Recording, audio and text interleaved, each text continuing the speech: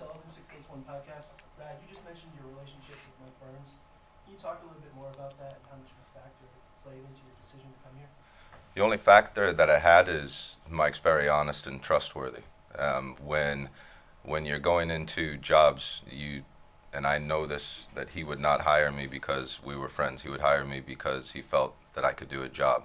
You also have to understand that I had to interview with this gentleman on my left, and I also had to go interview with Robert and Jonathan Kraft. And believe me, they would not be hiring someone just as a friend. So it has to do with honesty and trust. And he knows that I have those values as well, and as does all the staff that I've brought in. And I think that's where it begins and ends on relationship. And he has to give me lots of money.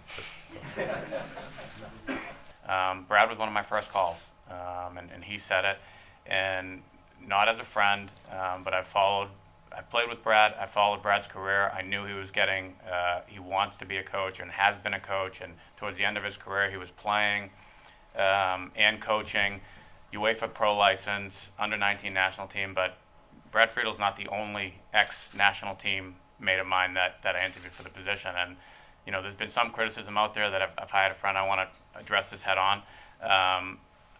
He, in my opinion, is the best person for the job, bar none, and bar, you know, of anyone I've spoke with. So when I had and spoke with probably close to 24 candidates, and I spearheaded that, Brian and I then met with probably 6 to 8, the two of us, and then Robert and Jonathan spoke with fewer than 6 to 8, and Brad was on that short list. And like I said, I'm excited to work with Brad. I'm excited to work with the staff. I feel like it's a new beginning for us, but Brad for me is the best person for the job. He's the right guy for the job, on the field, off the field, and I know these are just words right now, and our actions and our results and all of that will end up dictating everything.